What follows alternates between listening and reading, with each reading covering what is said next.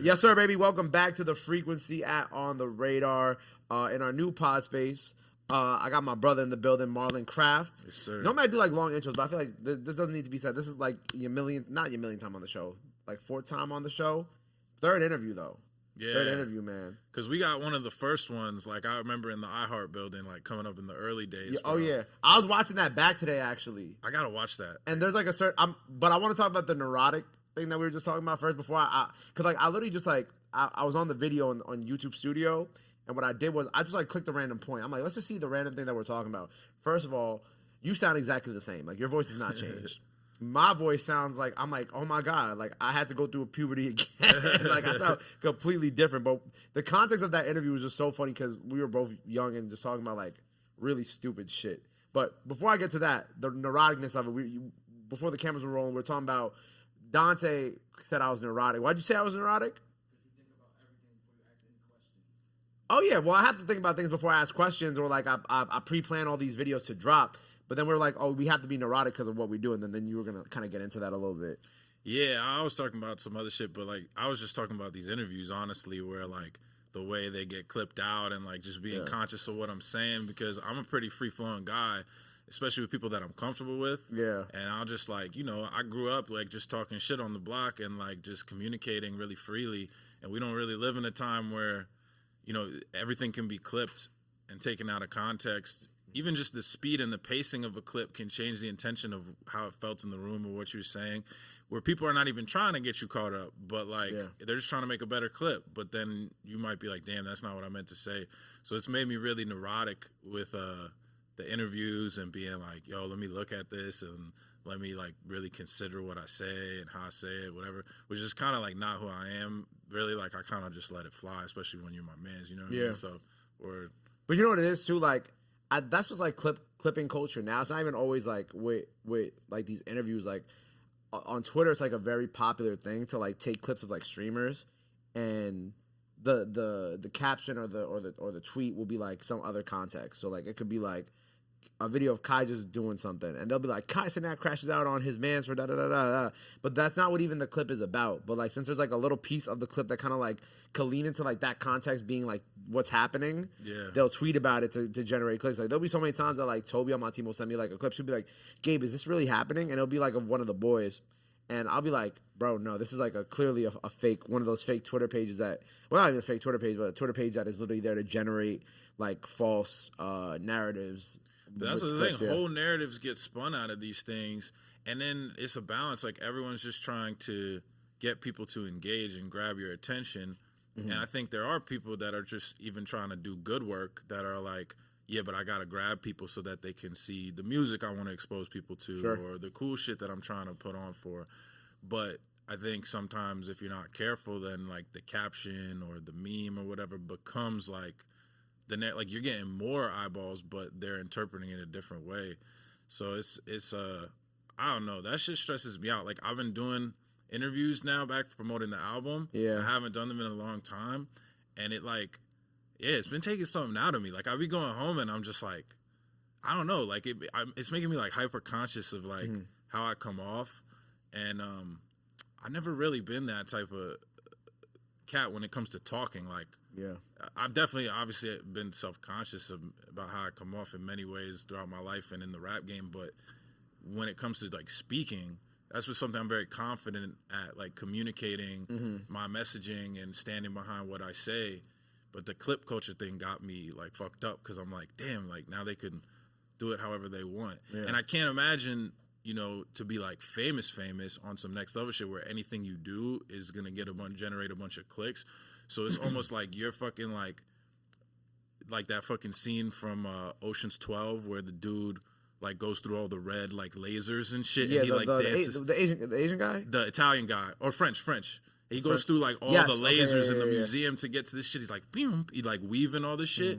It's like, that's probably how these celebrities that are like really famous feel like in interview. Like I can't imagine, you know what I mean? It's like everything I say, I can't say this and they're going to clip it like this. But I don't know. It is what it is. But you can still get, I ain't gonna lie, you can still get caught up. Like I feel like, I think you and I had this conversation a couple weeks ago. Like, we could just be like, there have been times where we've been like talking about stuff on like interviews or podcasts or whatever, and like they'll just take that one part, and you'll be like, wait, half the context was like 10 seconds before this. Yes. You know what I'm saying? So it's like you want to be like, I think like you're the same way now too. Like, I think you just like being conscious of like the things you say to making sure that like everything's kind of in like that one sentence. That way you don't get caught up again. Yeah, and we just be clipping shit up too.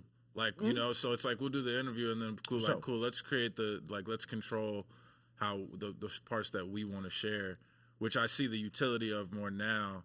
I'm learning how to like share parts of me speaking. I really didn't want to overshadow the music too much. Yeah. I don't want to be a guy that's like known for talking and personality, but also that's a gateway to the music. That was a gateway to a lot of artists' music for me. Yeah. Like, there's certain artists that maybe their first 3 albums I didn't even really connect with that hard, but I just kept tuning in because I connected with their interviews so much. Yeah. Like, and like the way they were thinking.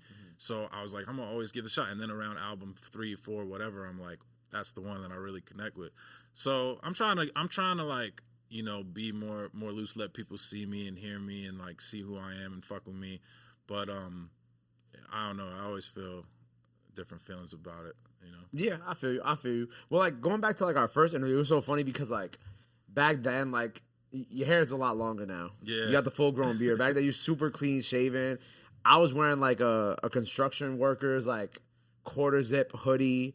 It's clearly before I met Dante because now he styles me. Like, and it's just like I was like, damn, we were so young, but it was so funny because when I clicked on this random part of the video, we were like just bullshitting, and we're talking about how much we hate bike lanes in New York, and it's like, and I remember like, I mean, I should have saved the clip, but like, I remember my ex at the time had just got hit by one of the bikers. And like, you were just talking about how much you dislike them and and this and that, and it's so funny that now that I'm thinking about this is because like one of our closest friends, Kenny, who may or may not be on the way here, he's like that. That's him now. Bro, I biked here. You biked here? Yeah, that's crazy. No way. I biked here on a city bike from fucking Manhattan. No, get that for real? Yeah, so times have changed. That's crazy. I mean, I always fucked with the bikes and the bike path. Yeah. And my pops always be biking but that's crazy, yeah. Because you were like one of these assholes on their $10,000 bike. So that's what still pisses me off, because motherfuckers be on the like really expensive bikes acting like, it's like, yo, you live in New York, fam. Like, you don't live in like, you know, somewhere where, and they go mad fast and they're in the whole spandex fit and they're going like, hey, and then they say some shit, hey, fuck you, or like some shit that's like, you would never stop and say to me, like, you got to be accountable. If you're gonna give somebody a fuck you got to do it. Like, you got to stop the bike, and see if I want to fight, right? And then I'll respect it. Then I gotta decide, But okay, I respect it. Because go ahead. No, go ahead. No, that's it. Really, that I stand by. That makes more sense. No, because I see like people with like the new thing is like they have the electronic bikes. Yeah. That have like a little, not iPad, but like a little screen like on the, I don't even know what you would call it, but like right there. And I keep seeing them. I think my boy Arshawn, who runs Kids Takeover, I think I saw that they gifted him one. But like I started seeing those more, and I'm always finding it interesting. But also like, I don't know, I'm still a driver to this day. So like I'll be in the city and like I just hate when like the bikers are like trying to risk their lives just to get where they go. You know what I'm saying? I be on the shit and I'm like, I know the drivers hate me. You know? Yeah. Okay, cool. As long as you know, because like it's just like I'm like, why are you swerving in front of my car knowing damn well I'm going at a certain speed and now I gotta brake? Now you're brake checking me. Yeah, no, it's a fact. It's a fact. You bike from the Upper West Side? Yeah, on the city bike. Because it's like rush hour-ish, and I'm just I understand, I get it. You know what I mean? It's nice outside. I'm like, yo, I'd rather just be outside than like in the train from that. Yeah, super-ish. But yeah, nah, I be on the bikes. In the pandemic, I was on the bike heavy, and I just kind of like carried it over, you know? It's healthy. But look, man, I'm happy to have you here because like I feel like a lot of people like who are like kind of either new to like the on the radar world or like new to like you or new to like everything that we've done these last couple months together, would be the Cypher or the experience that should be out by the time this is out. I think by the time the experience comes out, and this comes out on the weekend. So go check that out if you haven't seen it. But people don't know that we really like started together, like 7 years ago now, about 7, 8 years ago now. Marlon was like one of the first people to like ever really believe in OTR. And honestly, like a lot of this shit wouldn't technically exist because Marlon was like the first domino piece that kind of led to a lot of other things happening, including John. Like Yeah. I met John because John who runs my label, I met him at your show. I think it was for Funhouse. Was it for Funhouse? Yeah, yeah. It was for Funhouse Mirrors at the time. And like Kenny and like all the things that have happened with Kenny, like you were like the first domino piece for that. And I feel like that goes to say like that's just kind of who you are as a person too. Like you're always like the person who kind of like starts a lot of things. And I think we were talking about it a lot like around the cipher. And I think there was a line in the cipher too about how you're talking about how like there are rappers who like study you and copy your flow and things like that. And I'm like, and I'm thinking back, and as I was preparing for this interview and as I was reflecting on like our history together, I'm like, damn, like people don't really know that Marlon started a lot of things that others won't acknowledge. You know what I'm saying? So I just want to acknowledge that and say thank you.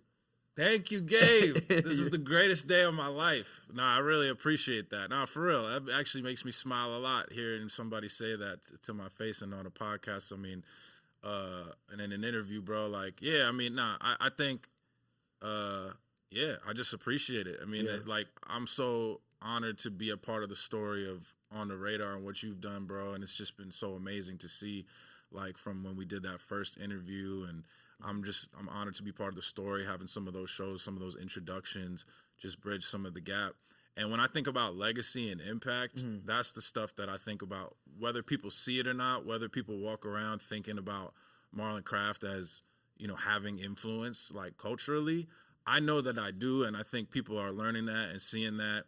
And but it's so I'm trying to work on letting it be enough for me that I know it, because it's important to me and I see what's going on and know that I played a hand in the way certain things move, and that's really special. But it definitely helps to hear it, man. So I appreciate that shit. For sure, Maji, for sure. But like, if it's cool with you, like, this is like an interview. This is our first interview in like 3-4 years, right? And like, we're both obviously in very different places in our lives now. But like, I kind of wanted to take it back because, you know, you were signed over at Same Plate for a while at Sony, right? And then you have been doing it independently for about 5-6 years now. Yeah, I was there for like a year and a half from like until 2020. So since 2020, I've been back fully independent. So it was a semi short stint. Yeah. Right. And I don't think we ever fully got to like talk about it. Right.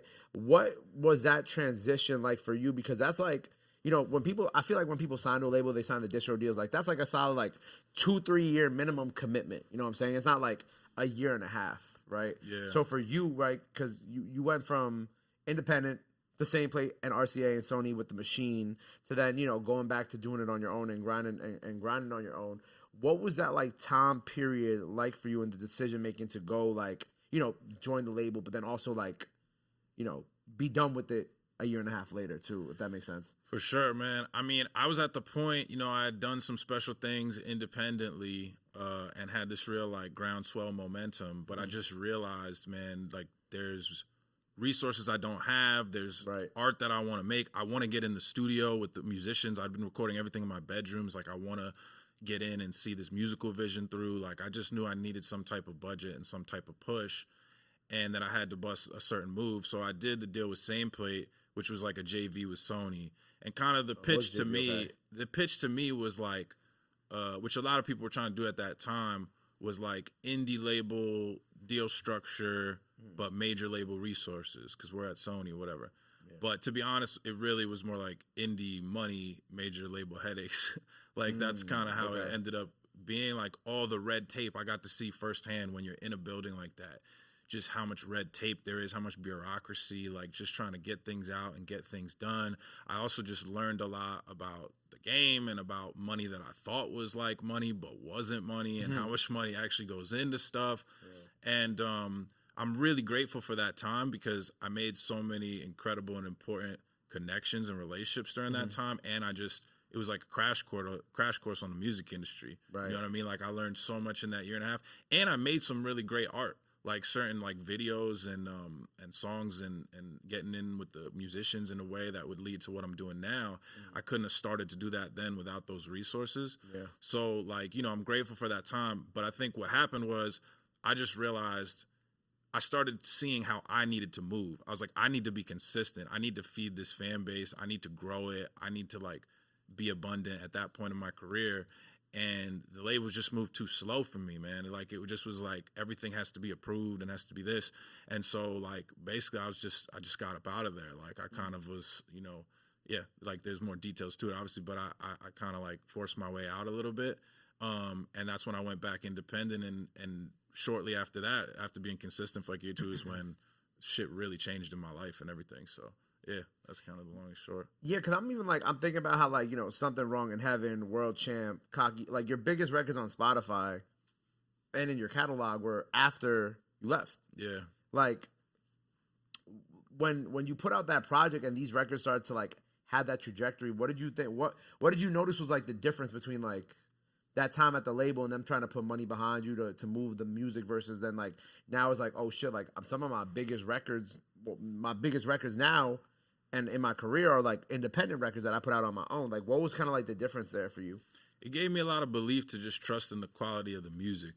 Because first of all, it's like, I think a lot of those JVs at that time ended up like folding because it was an era where people were trying it out, but it's kind of like the thing in music where it's like, yo, you should spend $1,000 or you should spend $100,000. Like, no, you know what I'm saying? Otherwise, you shouldn't spend more than $1,000. Like, you shouldn't. It's very hard to be frugal. Like, I didn't really have the machine. It wasn't like a major label machine. It was that building, and I had to go through the same bureaucracy, but I didn't have those budgets and that push. Yeah. And I just realized that all my biggest moments that were happening anyway were like pretty organic, you know, for the most part. And it was just really about real human beings that connected with the music. So, you know, I realized that the momentum was the most important thing. That's what they were kind of slowing up.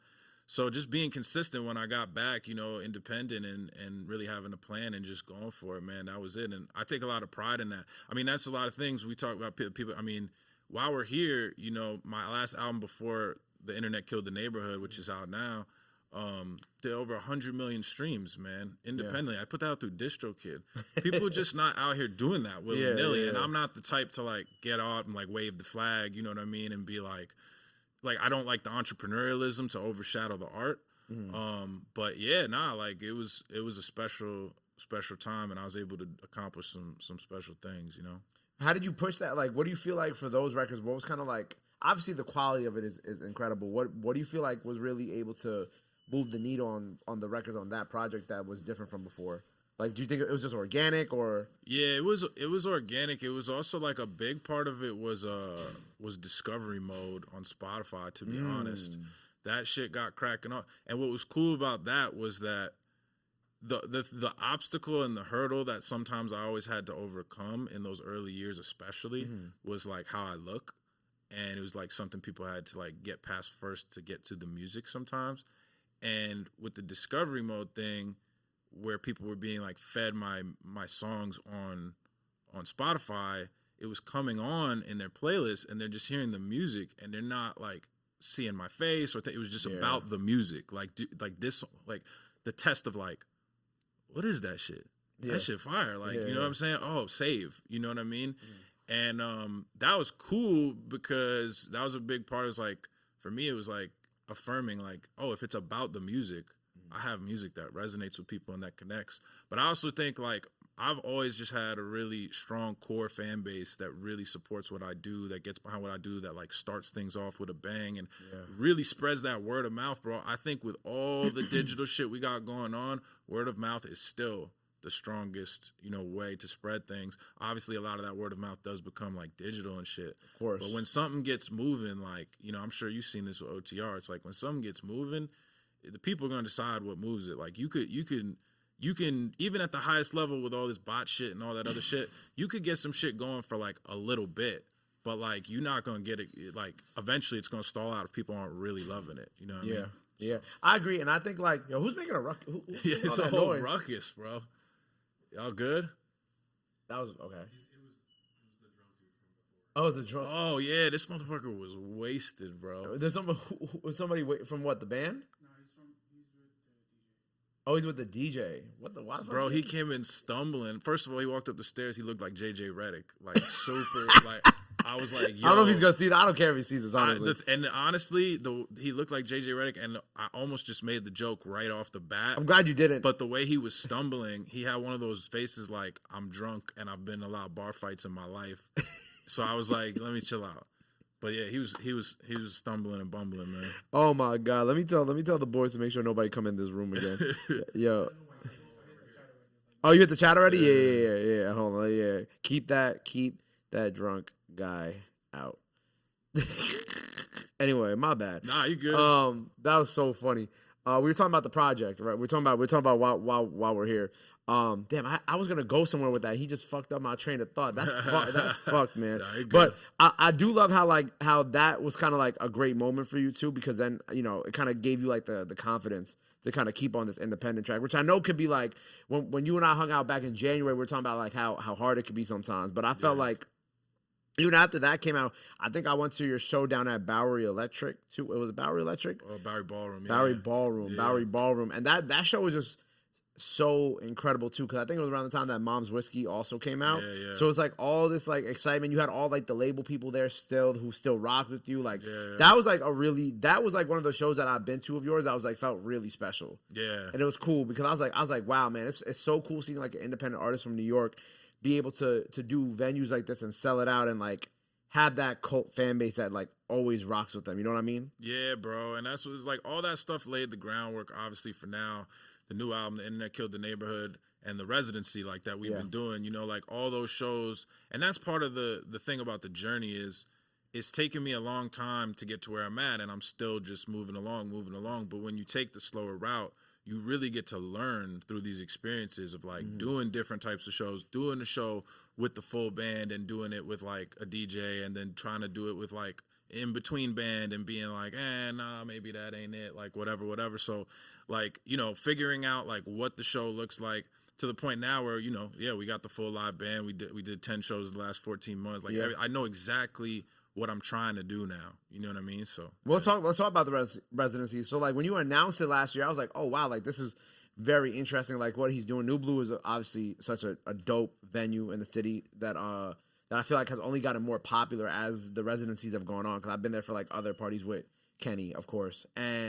But when you had come up with this concept, I remember like I think I went to like one of the first ones last February. Yeah. Because you did them all in like a month, right? Yeah, you came to like the second one ever. Yeah. Yeah, and first of all, it was freezing outside, but then you get inside and immediately like sweating bullets, right? It is so hot in there. And I was looking around, I'm like, damn, this is like, New Blue's a decent sized venue, of course, but it was so tight in there that like me and Kenny were like fighting for space. And I was like, wow, like it, again, kind of like the Bowery show. I'm like, wow, this is so dope that like even all these years later, Marlon is doing something like this and continuing to evolve, right? And for the residency, obviously, we'll get into how, it applies to like the project too, but what was kind of like the beginning thought processes of like you figuring out you want to do this residency, and then of course bringing the band together because they're all so fucking incredible. Like they're insane, man. So I always, my earliest shows in New York, I always just wanted to do shit with a band. My pops is a drummer. Like I grew up around a lot of musicians, and seeing my favorite rappers when I was younger, like I saw Chance the Rapper with a band like in college. I saw J. Cole with a band at one point. I was just like, man, this shit electrifies me. You know what I mean? And so I always tried to do it. In my early days, I would just bring the drummer on the road, just trying to add that live element. And then, we were starting to do these shows where it would be like in the big cities, we would do, the band. We did a show in London like that, other stuff. But we always had to put a band together for like a particular show. And there's a lot of learning involved.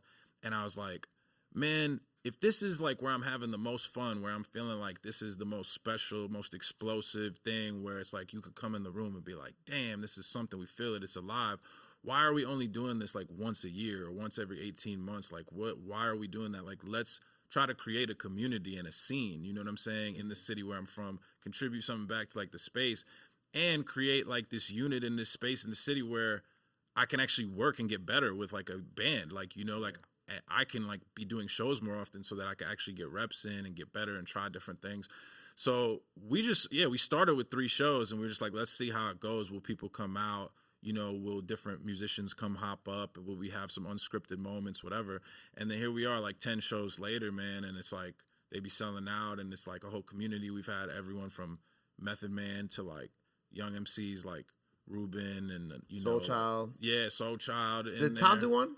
Yeah, Tom, Sko, everybody, man. Julius Rodriguez been there. Cisco Swang. Cisco, like, we Raina Simone, Nick Grant, Osmond Benjamin. I mean, like, the amount of talent that's been on that stage is just crazy. And it's just like so special. And like the most important thing about it is like, yo, it's fun, bro. It's mad fun. Yeah, like, it's mad fun in there. It's mad fun. Like when you could, like, people be coming, it's inviting to people that aren't, everyone's not a hip hop head, or every show there's people that actually never heard of me, but they got brought by somebody because they're like, yo, you gotta come peep this, and then they leave a fan. So it's been really special, man. We definitely gonna keep it going. There was one show I went to, I'm like, yo, he's drunk. I don't know. Have I been to two or just one? Maybe it's just the one that I went to last year, because I know I've been moving around a lot this year. But the one I went to last year, I'm like, you were lit, my boy. I be having fun up there. You were lit. But you know, I looked at Kenny. And Kenny looked at me. Kenny started laughing at one point. I'm like, he sloshed. But the fun part about it is like, because now the band unit gets so tight. We know all these songs like the back of our hand. We do different jams. Now you could get a little saucy. You can see where it goes. You could really get in your bag and get comfortable. Whereas, like, when you do that one show and you have, like, 2 rehearsals to everybody's got to learn everything, and then it's like you're up there and you just kind of, like, try and get through it, like, make sure it's good, you know? Yeah. So, yeah, I'd be comfortable. I'd be comfortable. Now, you be having fun. And, like, have they all been sold out? Or nah, not all of them. Not all of them? But they're always packed. Yeah, I think like 6 out of 10 are sold out, but they're always a full room. And that's what's cool too. Like even the smaller ones, sometimes it takes on, it's like a different energy. Sometimes it's even a little welcome because it's not so packed. It's like people catch a different vibe. So it's cool, man. Do you feel like you still surprise yourself in these residencies? Yeah. Well, I'm just gotten so much nicer like by doing them because just by working with the band, my musical knowledge, they put me on to so much shit, so much music, my musical sensibility, my understanding of like pocket, because playing with a live drummer and like really like locking in a way that still is alive and shit. Like I feel it when I go into the booth now. Like I went into the booth recently and I was just like, oh man, like I'm better at this. Yeah. So it's fire. Like that's part of the thing is working out. We make mistakes, we try shit out in there. And it's like that's important because that's the only way that you could really grow and get better, you know. Yeah. And I go out like my favorite moment was obviously the Method Man one, and obviously you and Method been friends for a while. Y'all got records, but like I felt like that was such a cool one because obviously that's like when that hits like online and when people see that like kind of it stamps you in a certain way, like it kind of hits like the other ones are amazing because obviously you're showing love to like the younger MCs and like the newer people who are out here doing it too. But then you like Meth coming out at something like that, like like those guys, they don't really pop out at things unless they really want to be there. Yeah, and that's why I feel like it was special. It was so special, bro. That night really meant a lot to me. He came through, and like. It was the first show too, so he set the tone for some shit. That was the first one too. Yeah, wow, some shit that I was like, so it really helped kick it off.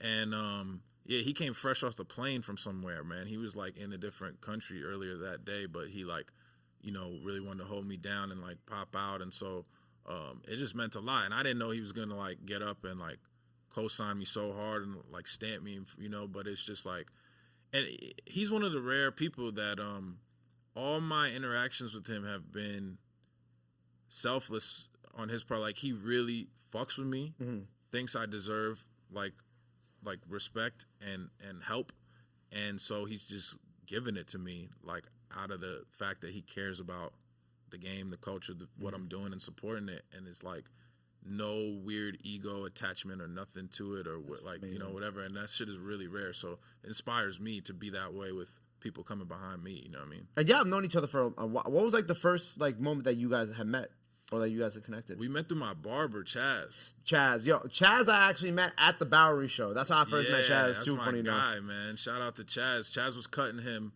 on Power. And and he was playing some of my songs, and I think Meth was already like familiar. He was like, oh yeah, I know Marlon Craft, like he's nice. I'd love to work with him, like da da da. And I was in a meeting, actually, and Chaz started texting me, like, yo, would you ever do a song with Method Man? And I was like, yes. Like, and he was, like, sending me quotes. He's like, yo, Meth said you make him proud to be from New York and, like, some shit. And then, like, I was in the meeting. I was like, yo, I got to step outside for a second. Like I was like, yo, and Chaz called me and he was like, yeah, I'm gonna connect you guys, and we got connected. So, yeah, man, it's just special, man. Shout out Chaz, man. Chaz the connector, man. I ain't seen Chaz in a long time. He's out here doing incredible things. He's just cutting all the biggest stars, doing all the biggest things, man. That's my guy. Some light work, you know what I'm saying? Him, bro. He's really some light work. He's that guy.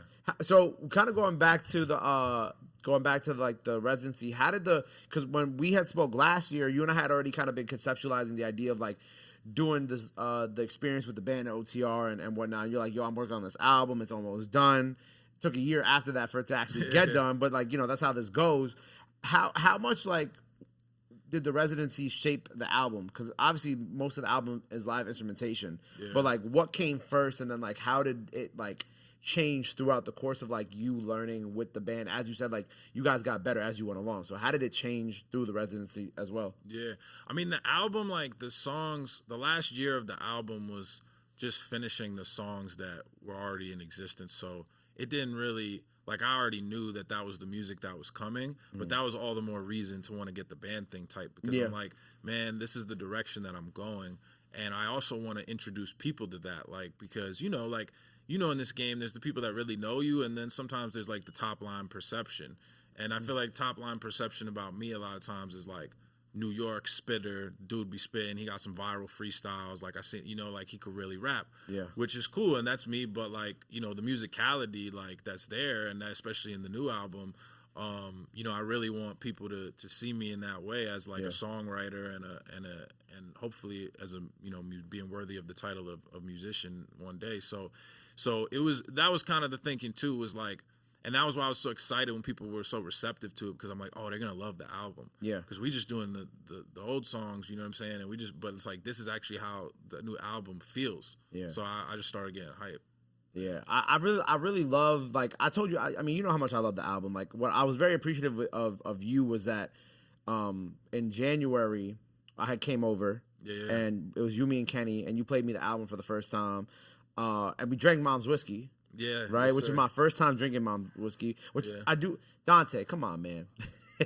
And I do have a question about Mom's whiskey, but I want to talk about the project first. But it was so cool because like Shoulders had come out at that time, right? And I told you how much I like Shoulders because I felt like, you know, even the lines about, you know, it's hard just getting older, and like I felt like 2026 is the year that I haven't turned 30 yet, but the year that I'm turning 30, like that song coming out the top of the year really resonated with me because, you know, like it's about like the weight on your shoulders, getting older, your family, all that. And like I was like, damn, man, like this is actually how I'm feeling right now, that's the one thing I always appreciate about your music, is that it's very real, very relatable, and I think that's why your fans love it.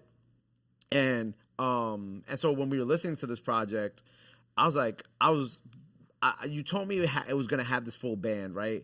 But like I didn't expect to be, I knew I was gonna be impressed, but I didn't expect to be like that. The level of impressed that I was at the end of it, you know what I'm saying? Yeah. And that was like one thing and also I think the whiskey definitely helped too. I'm not gonna lie. The Mom's whiskey's strong. The Mom's whiskey you're like, yo, bro, you told wifey, you was like, yeah, we just go have a little drink, and then by the end of the night, you're like, oh shit, bottle's gone. Yeah, the next day hurt. I remember that. Yeah, you said and then all the snow was on the ground. Me and Kenny are like trying to get to the car in the blizzard. But regardless, like it was such a cool experience because like I felt like that was such a great way to listen to the album, especially just because of the friendship between you, me, and Kenny, and I just remember like the album just flowed so effortlessly into each other because I kept like watching it because you're playing it on FL? What were you playing it on? Logic. On Logic. Yeah. Because it was already all sequenced on Logic. Yeah. So I kept having to like look up sometimes to see like if it was a new song. If it was a new song, like where we were in the album, like how many songs were left. Like I kept looking up to try to like gauge time and like figure out where we were in the project. And I thought that was pretty cool that I kept doing that because I'm like, damn, like that shows like some of these songs, how well the songs kind of go into each other too, you know? I love that. I love that was the experience. That's what I really wanted more than anything. I wanted it to be one of those albums that the whole album is almost like one great ass song. Like you can just play it from front to back and let it play, and you actually just want to let it run because you want to like go through it in that way. And so a lot of attention was given to the sequencing and to making it feel complete. And I also really appreciate that you came through like to the crib, because I was trying to get people to like, yo, pull up on me like and hear this shit, because I knew listening it to that way would be special. But like you said, we're like, damn, I didn't expect it to be this good and to be this elevated. And that was part of it too, because I've been around for so long and I've done a lot of projects. So there was this like process of me trying to hit people, like to go to people, you know, and be like, yo, like, this is like the album. Like, you know what I'm saying? Right, like this, like the album. And I was like, yeah, cool. We're going to check it out. And I'm like, no. Like, you got to understand, like, this is the album. Like, this is the one I've been working on this for 5-6 years. If you're going to support me, like, now is the time. Like, we really here. I really need people to hear this. Internet killed the neighborhood.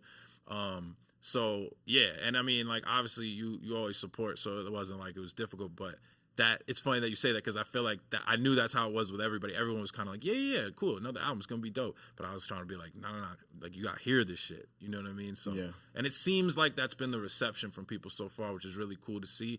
Even from my fans that have been rocking with me for years are like, whoa, this is on a different level, you know? Yeah, and like I said, like even from the name, because you're like, I'm gonna tell you the name, but like you can't tell nobody. And I'm like, bro, I ain't gonna tell nobody. Yeah. But like, kind of get into like even the theming of the name. Like, how does I wanted to kind of hear your thoughts on like how the name and the cover art like kind of intertwine, and like what was like the intentionality there, because the cover art is dope. I really like the cover art, and I just kind of wanted to understand a little bit more like about your thought process and like kind of like where you were coming from when it came to putting that together too, from like an artistic perspective. Yeah, man. So I mean, the internet killed the neighborhood. I mean, I think it means a lot, and I think it's really smart to, when analyzing it, tie it into the cover, because I think the cover globalizes it in a certain way and like universalizes it in a certain way, whereas like obviously the internet killed the neighborhood.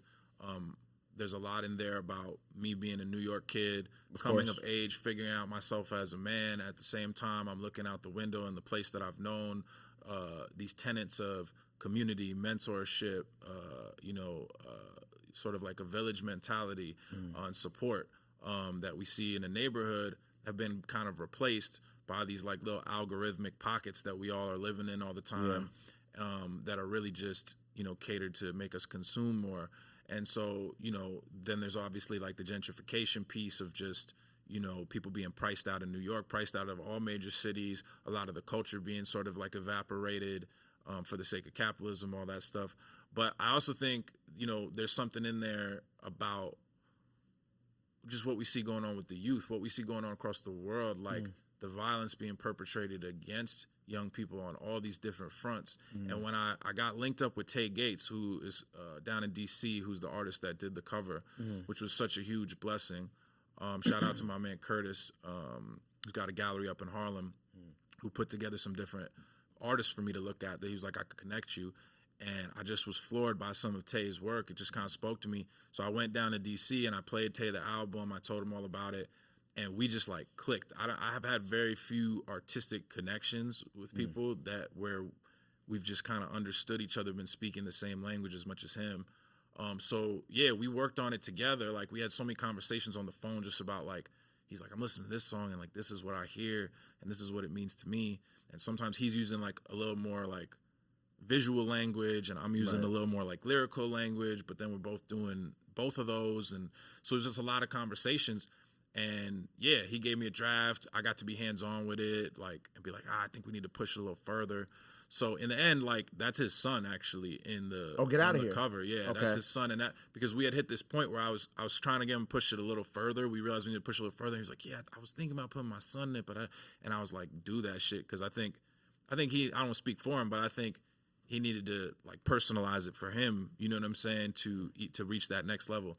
And damn, did he reach it, bro? That shit is like just striking and special, man. Yeah. So, yeah, that's kind of the long and short of it, but special, and I'm very honored that of the work and the dedication that Tay gave to that cover. Facts. Nah, I like all like even with the bombs, and it also has like a nostalgic feeling in a way. You know what I'm saying? Like it just kind of feels like a like it kind of reminds me somewhere of like a rock album cover or to like or like an early 90s like hip hop album cover. Like a lot of intentionality behind it. Yeah. You know what I'm saying? Yeah. Like I don't know why, like it kind of reminds, like, you know how like Led Zeppelin had like the one with the Zeppelin balloon on it. Oh, I gotta go back. I'm sorry, I don't know what album that is. Oh, like, you know, Beastie Boys had like the one with the plane on it too. Yeah, like, yeah. Like that's what they, like, when I first looked at it, it reminded me of that, because it has the bombs, it has the plane in the back. Like that's kind of what it reminded me of. But like now understanding like the deeper meaning and kind of like how you took it, and you were like, oh well, it's also like talking about like how the youth is being targeted like around the world, and then, you know, everything going on right now overseas and the bombs on the in the picture, like it kind of brings it all together a little bit more. Yeah, bro. It's like I don't want to, you know, I don't like to give too much away because I want people to listen to the album and, you know, conclude for themselves and stuff. But I just think that the theme of the neighborhood as a concept is ultimately about humanity.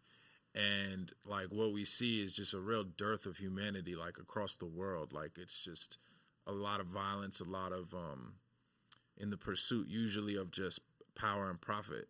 Yeah. And, you know, the internet, in the way that it's being co-opted and utilized right now is just, and tech a lot in general, is about power and profit. For sure. And so I think, you know, sometimes you go super small to get very wide. So I went very deep into like my experience, because sometimes the most universal truths are like deepest inside of ourselves, you know, because we're all connected. We're all ultimately living the same human experience. So by going really deeper into myself, my experience, and pulling out from it the universality, like I hope that I hit on some themes that kind of represent this time in the world and not just my block, you know what I mean? Yeah, nah, I think that's real. And then also, you like, not a feature, like, because it's all you, but damn, it's pouring outside, huh?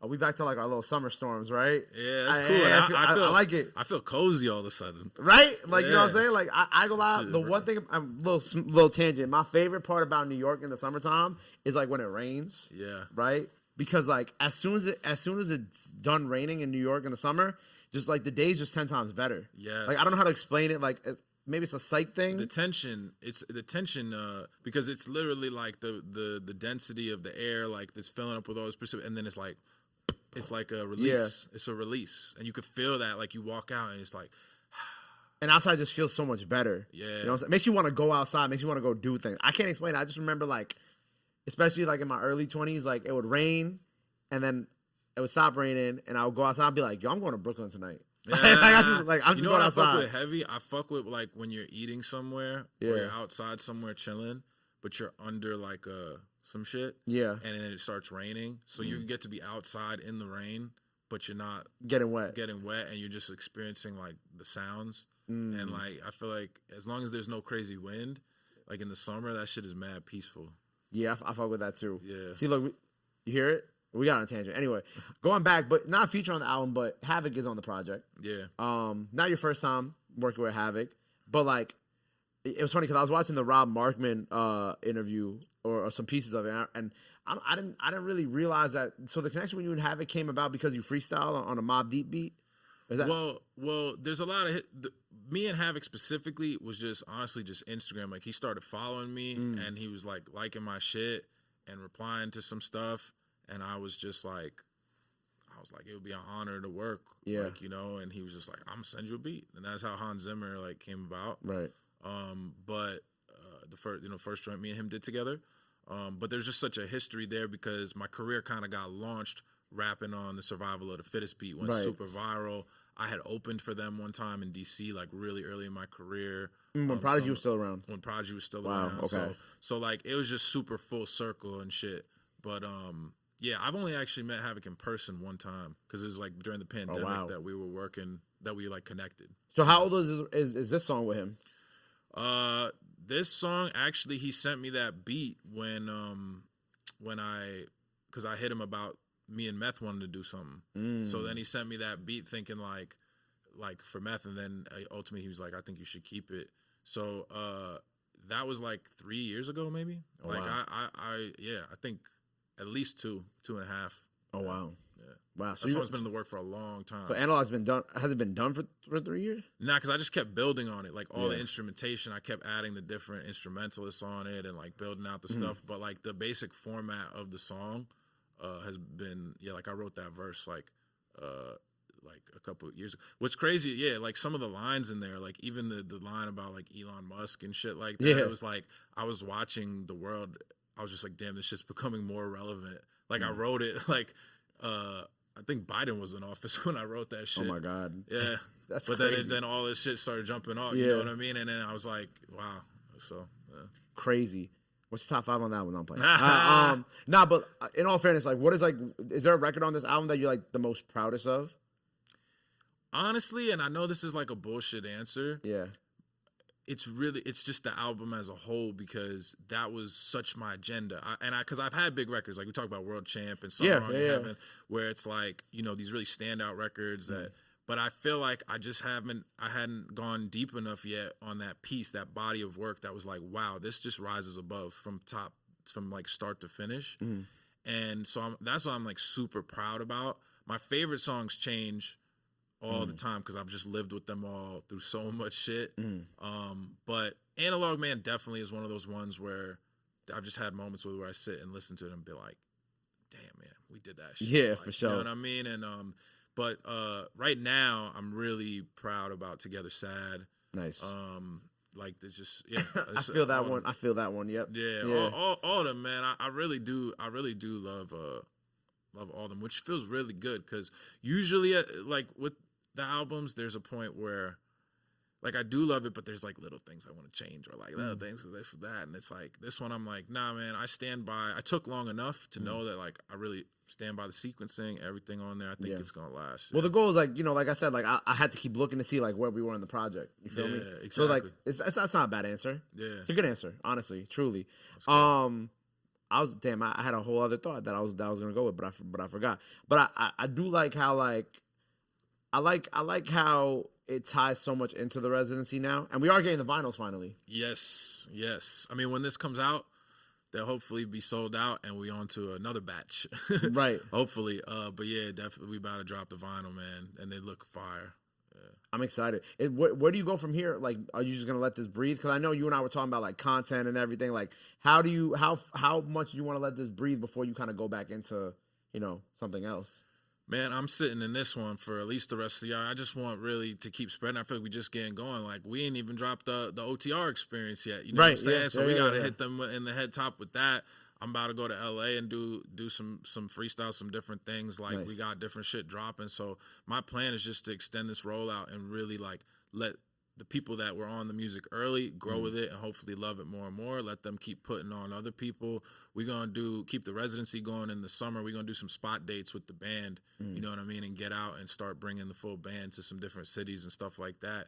But I'm definitely like, I'm anxious to get back working because I'm very inspired, you know what I mean? So I want to start working on whatever's next. But this is the first time in my career that I haven't had. I used to always tell, especially independent artists, like, you should know what the next thing is when you put out whatever the current thing is, to stay at that pace that you need to stay at.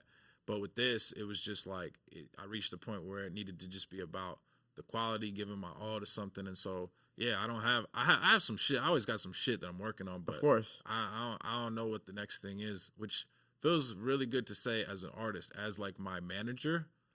It's like it's like scary. So you had also, we talked about your trip to Mexico City, right? Yeah. Some of this project was made in Mexico City, or was it just the performances? I'm trying to recall. The strings. We went down there to do the strings. Okay, yeah. My man Sly Fifth Ave was living down there. He did all the horns on the project. Incredible horn Amazing player. Bro, he's like the man. And he had heard the string stuff we had laid. He came up to the city to do horn stuff. He heard the string stuff. It was just like violins that we stacked, and he was like, man, if you come down to Mexico, I could put a quartet together. We could probably afford it if we do it down there. So we went down there, and it was such a special week. Like we did all the strings, and we did like some more horn sessions with him and stuff. So and a bunch of the performances are that you've been putting out for the project are from Mexico. We did Analog Man, and then we got another one. We actually have one. I don't know if it'll be out. But we got one of World Champ that's like super fire with the strings. Yeah, I just remember me and Kenny were like, "Yo, who's the girl on the?" I don't remember what she was playing. Yeah, both of the women in the quartet were very, very beautiful. as much as they were skilled. Yeah. But they were just awesome people. Like, they were so cool to work with. Funny story about that is, like, they came to the Airbnb to do a rehearsal, and they're all speaking in Spanish, and Sly's Spanish is good enough that he was, like, you know, leading them all in Spanish, and so I'm just kind of standing in the cut and whatever, and for, like, an hour of rehearsal, I'm just, like, sitting there. I'm kind of, like, only talking to Sly to, like, tell him what to tell them if I have notes or whatever. And then at some point, like, whatever, I'm talking, and one of the dudes was like, you know, like, we could speak English, like, we could understand, you know. And I was like, oh man, y'all must think I'm so Hollywood, like, that I'm only, like, speaking, like, they didn't speak, it wasn't, like, fluent, you know what I mean? But it was like, oh, okay, cool, like, they could speak enough English that I could. And I felt so bad because I was like, damn, I'm acting like the artist, like, I'm just over here, like you tell them what I have to say, whatever. So but they were incredible people. It was such a great vibe that we caught, and I just had so much fun that week, man. That's fire, man. I like how that was, like, a cool story behind the project too, because, like, it's something different that people who listen to the project the first time probably wouldn't even, like, really think about. I hope people understand that if they do like the album and they feel like it's of a superior, like just an elevated quality, you know, that's for a reason. It's like, we really got on a plane and went to Mexico, like, and for a week just to replay string parts that were already written with a proper quartet, but, like, such special things happen when you give yourself to the work in that way and you commit, you know, and you don't just go, like, the shortest way. It's like those little, like, differences of, like, man, nah, the strings are proper, you know, like, those are the little things. It still sounded good how we had it before, but the difference between good and great, I find, is sometimes, like, small. It's really small, but it's a lot of work. You know? Yeah. Speaking of a lot of work, let me tell you how much work it took me to get Marlon to do the new class cipher, man. Nah, it took, like, one phone call. I'm playing. Nah, but it's funny because, like, whenever I ask Marlon to do something, right, it's like 80% of the time it's like, nah, it's not the right time, which I respect. I'm not the type of guy where I catch feelings about it, but, like, I forgot what have I ever said no to? I don't think I ever said. I think I asked you to do the Christmas cipher one year. Oh yeah, the Christmas cipher. Yeah. There was something else, but this cipher, I forgot how the idea came about. I think me and Kenny were just, like, on the phone talking about dumb shit as we do, and I'm like, yo, I really need somebody from, like, New York on this, like, new class cipher, and I was like, there's people who I thought of. I'm like, nah, maybe the next one for them. I'm like, I need someone who embodies New York, because it's like, you know, I had like Chris, who's, like, Jersey. I had, like, and then all the ATL kids, and then Nassan, who's, like, very Detroit, you know, and Larizi, who's so Louisiana. I'm like, I can't do this without having, like, someone who's, like, so New York and, like, who embodies New York, kind of like what Met said, right? And then I'm like, yo, Kenny, you think Marlon will do it? And he's like, yo, pitch it to him. I'm like, he's gonna say no. Like, I'm gonna have to spend a lot of time convincing Marlon to do it. And then my phone call with you was like 25 minutes long of me pitching Marlon the cipher, if I recall that correctly. Yeah. And Marlon's like, I'm like 90% in. I'm like, bro, think about it. Album's coming out.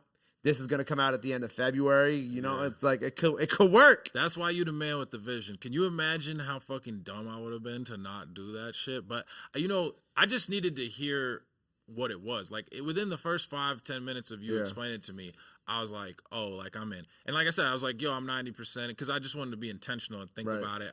I was like, damn, he's really, like, making so much sense, and of course I have to be a part of this, but let me, like, reflect on it and make sure, because I never want pump fake you at all. For sure. But, like, I was like, oh, okay, I gotta be a part of this. I was honored that you thought about me, and the way you, like, broke it down was just perfect. And also, man, what a blessing, bro. Like, that shit just landed smack in the middle of my rollout for my album. Yeah.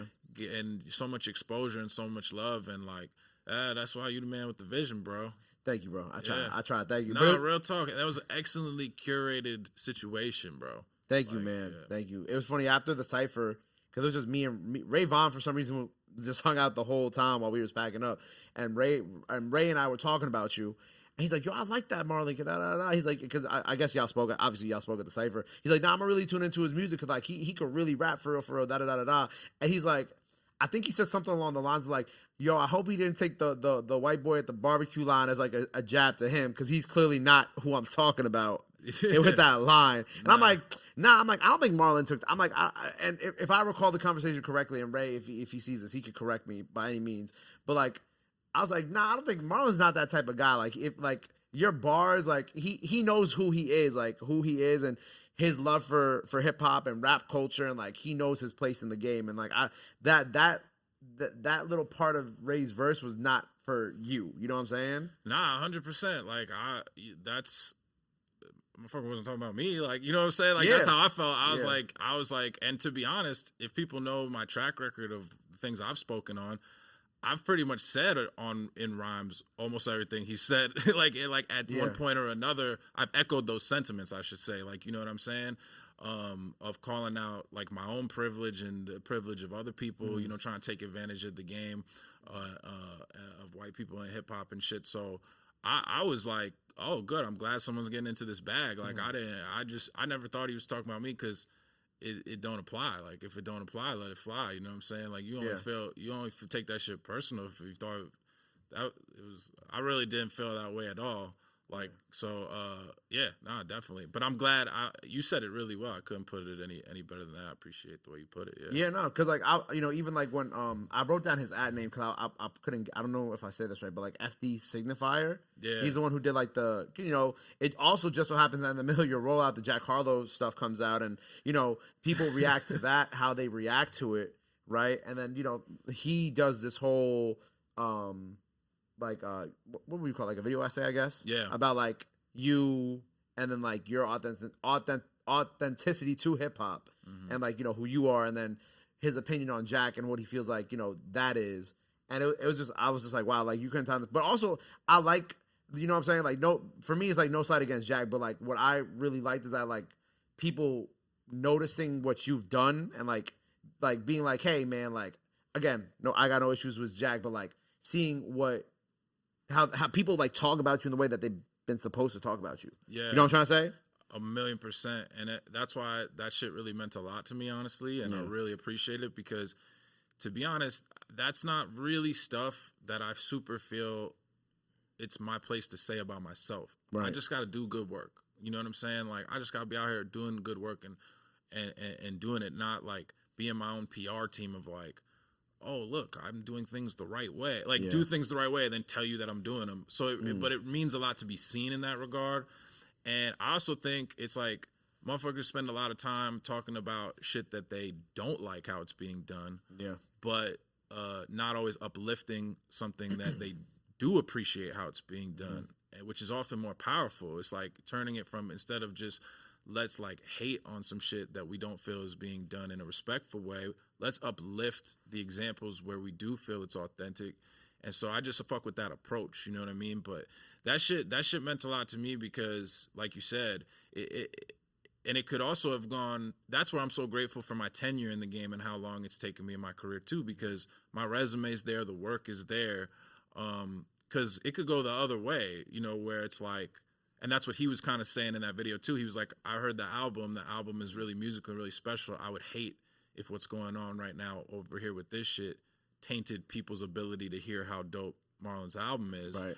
And I don't think it did, because I think people know me, you know what I'm saying? Like, people know, or if they don't, they could go dig for a second and see the foundation of what's there. Yeah. I will say, I definitely feel like I had some interviews canceled around that time because of that Jack Harlow really? Shit. Like, 100%. Because, that's crazy. Because motherfuckers. What did you, like, but there's no correlation between you and Jack. I get why people are saying that, but like, it's just like, it's dumb. But we're inextricably linked though, and that's the only thing. That's why I appreciate, like, on the one hand, it's like, well, why does he have to talk about this to talk about you? And it's like, but everyone's doing that to me anyway behind closed doors, and everyone's using that as an example of why, or using that as something to take refuge behind why they don't want to fuck with me. Because I definitely had a few things like where I'm like, yeah, this got to somebody's boss that doesn't know the work I've put in and just looked at a picture and was like, yeah, we're not doing this, And look, I understand, like, I understand when I started this, and I understand it now, and it is the way it should be, that, like, I'm cool, man. Like, I just want to do great work and contribute something, to this game, to this culture. So I know it's like, yeah, like I got to put in extra work, and there's always going to be people that I'm constantly going to be making believers out of people. You know, I'm doing it in year 10 and I'm going to be doing it in year 15. You know what I mean? Yeah. But yeah, like I want to focus more on the voices that are emerging now that are really with a sophisticated and an astute like framework and analysis, like being like, hey, shine some light on Marlon. Like, look how he's doing it, and these are the ways we appreciate it. So I'm choosing to really focus on that. But when it happens, like, make no mistake, I really appreciate it, you know, because I feel seen, you know. Yeah. No, I agree. And shout out FD Signifier. FD Signifier. Shout out FD Signifier. Great video. I watched the whole thing. Yeah. Did a great job with that. Now I got put on to him because like a year and a half ago, he did this whole video essay, it's like 2 hours long, about white rappers, and he starts it with like me as the case study, like where he's like, case study is funny. Like he I don't know if I wasn't the case study, but he like contextualized the video with me because my song came on, and he was like, "Who is this person?" And like, this is so dope, and then saw me and like whatever, and then he it's a really dope video, and I think people should watch it. But a lot of people got put on to me through that video and have come to me through him. And it also taught me a little bit more about media, because like hip hop media, you know, like we give so much power and perception, especially me, like I'm 10, 15 years. There's certain people, certain voices, certain platforms that you feel like are really important. But then there's these other voices that really control like these large fan bases of listeners. Like a lot of people listen to that guy and found me because of him, and he's doing things in a really intelligent, thoughtful way. So that inspires me too, to feel like, man, you don't got to chase these like 5 platforms that we thought we want to be. Like, I want to be on this list at the end of the year or something like that. Like, there are large communities of people that are like off of the center that are looking for stuff that's a little bit deeper, you know? So I'm continually just trying to find those people in those communities, you know? That's real, man. That's real. My question, because I don't know if I ever got to ask you, like, because I know there's like a really cool story about Mom's Whiskey, right? What's the story behind it? I don't know if I ever got to ask you about that in an interview. Man, I was at home just going through it, young in my 20s, you know what I'm saying, living at home with my parents. I came home one night, I didn't have no money to buy any sauce. I was trying to get in my feelings and write something. Yeah. And I just was like digging around the stash. And my mom used to like hide shit. Like she used to like hide her little bottles. Sometimes that was just like her stash, you know? Yeah. Which makes her sound like way more of a drinker than she is, but it was just something that she did. And yeah, like I just found that shit, and I found that beat on YouTube. It was like SZA type beat. And then and it spoke to my soul, and I've been drinking all my mom's whiskey. That was it, really. How'd you make the whiskey? Like, how'd you get like the Mom's Whiskey made? Man, New York Distilling Co. We partnered with them. My man Dylan, who has always like just been a sounding board for me and like, you know, helped me with all my shit. He just was like, yo, he had the idea, and he was like, can I reach out to some distilleries and see if they'd want to do it? And they wanted to collab, and it was such a cool thing to do. It's just so expensive, like to make. You can't really make no money. Yeah, you can't really make no money, and then you're like asking people to pay so much. You have to pay. It's like you have to charge some exorbitant amount to make it worth it. But then for the money I'm asking my fans to pay, I'm not even making that much money. So it just was like tough to do. It was like to continue, but I think we might bring out like a batch or some shit like that soon. Like, there's some left. Yeah. Well, one last bottle now. Yeah. How much were you charging for it? They're like $150 a bottle. This was like the super exclusive limited run, whatever. And we sold it out like crazy when we put the first batch out. I think it was like 125 bottles or something. Oh, nice. Wow. But again, right, it's like I'm seeing so little bread. I don't want like my people that are trying to support me, they're trying to support me. Yeah. So it's like, I don't want you to be spending that much money and then it's not even supporting you. You know what I mean? Like, so, yeah. So, yeah. Well, Knicks are up by 6, by the way, with 2 minutes left. I was about to ask I got you, don't for worry. the fucking update, but I didn't want to be disrespectful. You know, before we start the interview, well, because when people see this, like, either we're doing great when people see this or we're not doing great. You know what I'm saying? History's shown we might not be doing great, but we're hopeful. Nah, we here, man. Now we here now, but right now they're playing the Sixers. It's what game? Game 2. This is game 2, and we're up 105-99. I got you. I was gonna have somebody like mid-interview. My thought process was like, yo, somebody in the middle of the interview is gonna tell us that they won, and if nobody says anything, it means they lost. Like I should have did that. That would have been mad funny. I was just sitting over here like, what's the update? What's the update? But I'm glad you told me. All right, we here. But like that's a good transition because it was funny because yesterday was the Met Gala, right? And there was this whole thing online about Timothy Chalamet going to the Knicks game instead of going to the Met Gala, right? Yeah. But what I feel like a lot of people don't know is that there is like some type of relationship with like you and Timothy. So like, what is, because y'all grew up in the same building? Like, what's the history there? Because there have been multiple occasions where he's shouted you out for different tapes over the last like 4 or 5 years now too. Yeah. And he's kind of been like, I'll say probably like one of the like biggest people that like we've seen support you. Yeah, I mean, we grew up together. You know, we're from Manhattan Plaza. We're from the same building, the same block, in Hell's Kitchen. He was always like outside kicking his soccer ball around. We used to call him Soccer Timmy or French Timmy, because there was mad Timmys on the block. There's at least 3. But yeah, we always would see him. I would always see him around the block. We weren't like super tight growing up, but that's the homie, man. Like I'll run into him like just around the way when he's going to see his mom, or I'm on the block, and he would always just be like, "Yo, I'm riding around LA. I'm listening to your shit, bro. Like shit is fire, like whatever." So, or he would like run up on my pops and be like, "Yo, tell Marlon I'm listening to the shit." Like, you know. So he's always just showed a lot of love, man. That's fire, bro. And it's been awesome to watch him do what he's doing because, you know, he's from our block. You know, we all grew up together. We take a lot of pride in where we're from and the legacy of where we're from. And with him, it's been easy to root for because he's just an incredible actor. Yeah. So, like, his craft, I mean, he's just incredible at what he does. So, yeah, that's the homie, man. Yeah, man. No, I love when they did the Nardwuar interview and he which tape was it? It was Home Court Volume 1. Yeah, it was Home Court, right?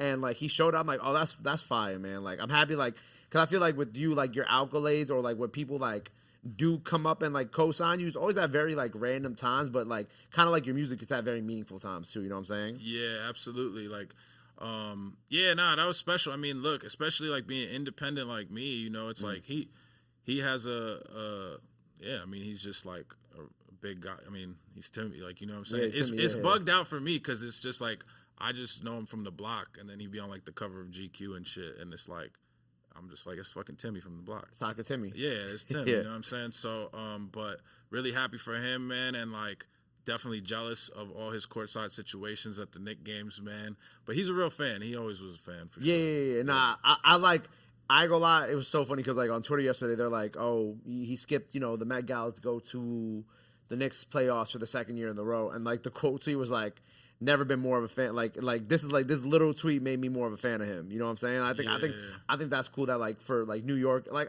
that's real, man. Because like the Met Gala is amazing, but it's like if you're really from New York, you gotta, you know what I'm saying? Yeah, bro. I don't think, because that's the thing. Like, you know, he's just a New York kid. Like, I didn't even think for 1 minute.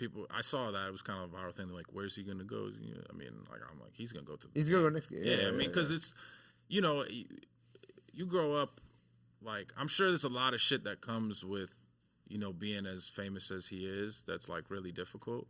So, but you also gotta, you know, if you have the access like that, that's incredible, man. Because we all just grew up fans of the Knicks, and to be able to be a part of it in that way, you know, it's like it's really special. So, shit, man. I mean, whenever the Knicks don't make the playoffs, he could go.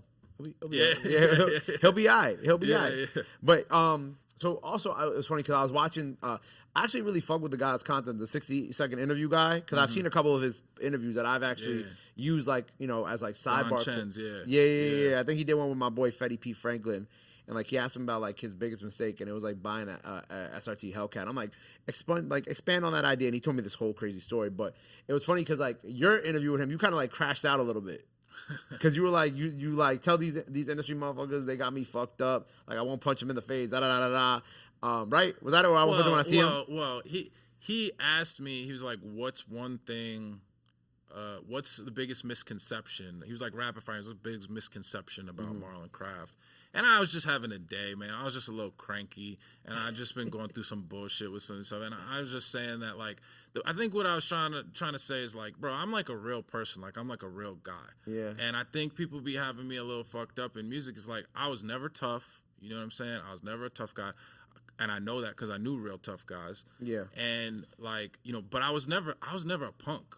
And, like, especially now, I'm 33 years old, you know what I'm saying? And sometimes I think, I don't know, like, I'm 33 years old, I'm 10 years into this industry. I think, you know, just sometimes the way I get treated behind the scenes in certain situations, I'm just like, you can think whatever you want about me because of the way I look or whatever it is, but like, I don't know, like you can't disrespect me as a man. Like I wouldn't tolerate this just in any other, like, so I don't know. That's kind of all I was saying. I was in that bag that day. I'm not trying to pop no shit on nobody. I'm not going to knock nobody like that. You know, everybody knows I'm a nice guy, man. I try to just move with a lot of respect and integrity. But sometimes, you know, motherfuckers, that was all I was saying. Like, he said misconception. And I was like, I really do think they have me fucked up because sometimes I'll be looking at shit. It's like, what about me makes you think that you can, like, treat me this way? Like, you know, you wouldn't talk like this to so-and-so or you wouldn't, like, be like this to so-and-so. And, like, I never was a punk. So I don't be understanding that shit. But, you know, like, that was, let's just be clear. It's peace and it's love. And that's what I'm on, man. Stop playing with him, too. Stop playing with him. Nah, it's peace and it's love. Peace and it's love. And that's what I'm on. Nah, I feel you. Should we talk about sneakers? Yeah. Wait, let's do a quick Knicks check, though. 105 to 100. Yeah. 105, 100, how much time? Minute 17. Don't worry, I got you. I got the ball? I got the questions and I got Let's go. Come right on, next to it. Sneakers, man. So what are we wearing today? These are just the 6s, the chrome. These are my rain shoes. Okay. The chrome 6s. It was raining. I just really like these. I love 6s. They're mad comfy. And these ones, like, even when they're cooked, you know, they're black, so they kind of just whatever. So these I got black hat 6s. They're the same thing for me. Yeah. These are my rainy day shoes, so yeah. How do you feel about, like, this? Like, were you ever really into sneakers like that? Yeah, right? Or no? I was, like, but I never could really afford to be into it like that. So when I first got some little rapper money, like, I kind of went a little ham, like, on Jordans and shit. Yeah. So I have a bunch of Jordans. But I never was, like, ahead, like, buying and selling. I have friends that were, like, you know, into the SBs and all that shit, and doing meetups in Times Square in front of the champs. You know what I mean? Like, meet me in front of the champs. You know what I'm saying? We do this meetup. You know what I'm saying? You got to bring one friend with you so you don't get robbed, you know? Yeah. But I never really cared that much. I'm about to say, like, yeah. So you don't have any opinions on, like, the sneaker culture now or, like, sneaker game now? Nah, I wouldn't know enough about the culture. I just like what I like. My sneaker game is, like, heavily uptown influenced because I spent a lot of time in Harlem, Bronx as a kid, and that's where, like, a lot of the style came from. So just, like, Jordans from that era, you know what I mean? 107. What's that? 107, 100. Let's go. But yeah, no, I feel like now, like, with the sneaker game, like, now, like, I don't know, I just be comfortable. You know, you saw that they said online that there was this whole post online that they said forces or uptowns are like Gen Z's calling them unk shoes. Yo, you call them unk shoes, Cam? All right, cool. Just making sure. They're the ones that ruined them. They're the ones that ruined them. They can't unkify them when they're the ones. There's all the Gen Z white girl transplants that was wearing them shits. Like, they were like having a cook competition to see who I've seen that shit. Yes, they were having a like, bro, like how cooked can we make? I've said this before. I feel like the uptown is actually like the perfect embodiment and metaphor for gentrification because they took a thing that they didn't understand.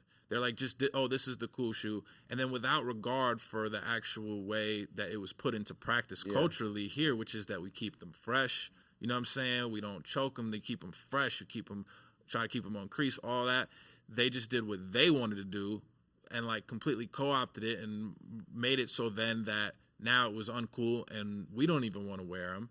And so that type of, like, we're going to, like, take your culture, but then just do whatever we feel like doing with it without regard for how it affects the culture at large. Like, all of gentrification culturally is embodied in a cooked uptown.